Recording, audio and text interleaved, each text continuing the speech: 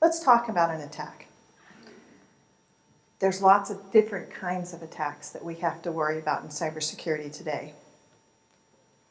There are opportunistic attacks that take advantage of weaknesses, and there are targeted attacks.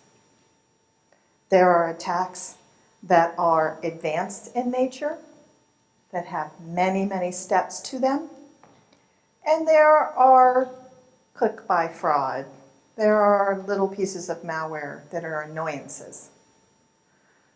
There's disruptive attacks, like the one that we saw this week, the Dime DNS attack, the DDoS type of attack. There's corporate espionage, right? Mr. Grocery Store. Is there another grocery store?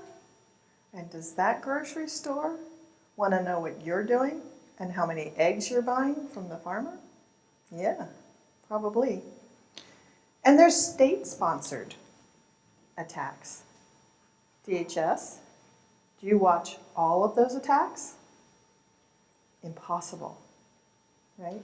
And you think, are the state-sponsored attacks just attacking the government? What's the purpose for a state-sponsored attack? Maybe that country doesn't want to spend money on that kind of research. Maybe they'd like to know how to send a rocket up to the space station as efficiently as we do. And they're not going to ask us for the design. They're going to take the design. So if you think about it, there are all kinds of attacks. Even at the grocery store. The grocery store has employees. Your employees all have computers, right? Your employees are allowed to check their personal email, right? Because your lawyer said they had to. Your employees are allowed to go to Facebook, and they're allowed to tweet during the day. Because you are an unregulated source, correct? Correct. You are PCI compliant because you do take credit cards. But your PCI part of your network is segmented away from everything else. So only this much of your network has to be compliant, right? And how many controls are in PCI? Not a whole lot. Pretty easy to be PCI compliant, right? So if we look at this, your users are also getting emails. And they're checking these emails on their personal email, so they're not going through your email filter. So the next thing you know, you have an infection. 67 machines on your network have malware. And that malware has reached, the person executing that malware has reached your database and is now exfiltrating data. Is this a problem? What does your lawyer say? I plead the fifth. So we have this problem where the infection is not caused, it's not intentional, it is opportunistic. The malware that you have and where you're exfiltrating to, they don't even care about your data, but they've attacked you. It's opportunistic. There's also opportunistic malware that's not just stealing your information, but is stealing the personal identifiable information of your employees.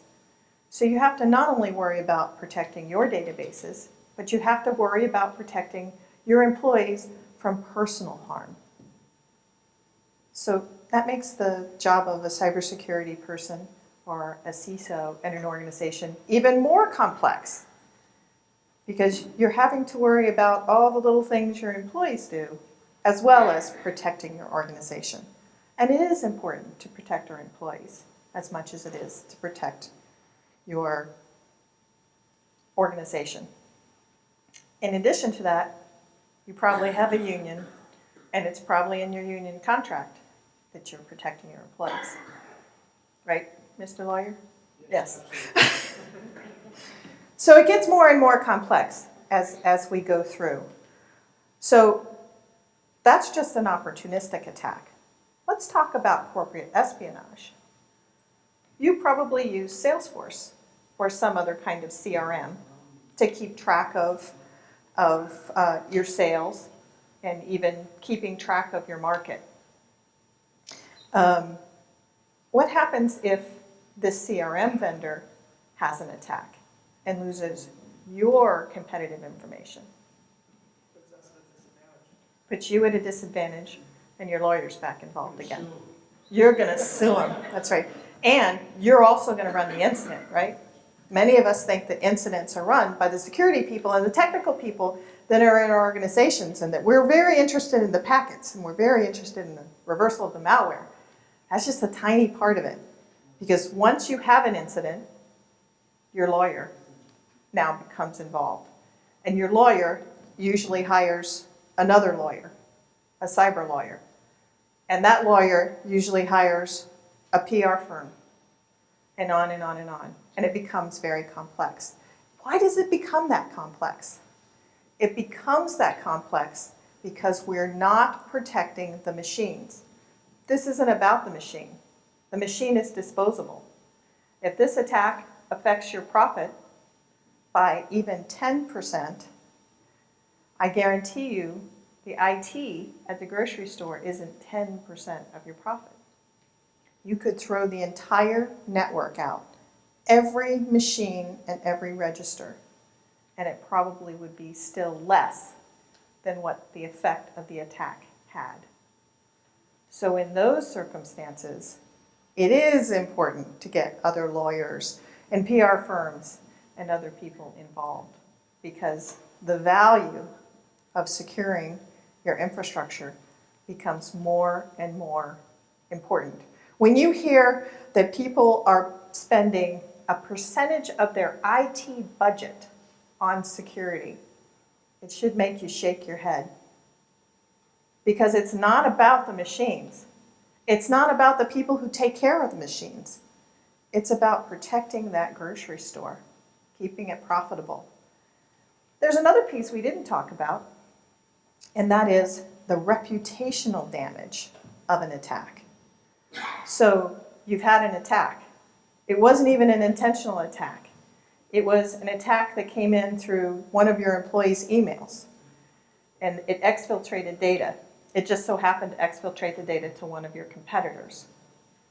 And now the New York Times picks it up, and there's an article about the security on your networks.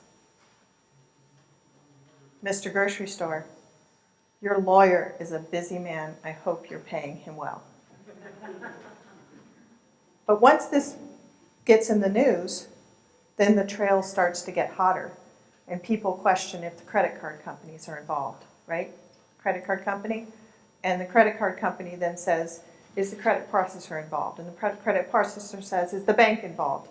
And the bank says, oh no, this was just their users.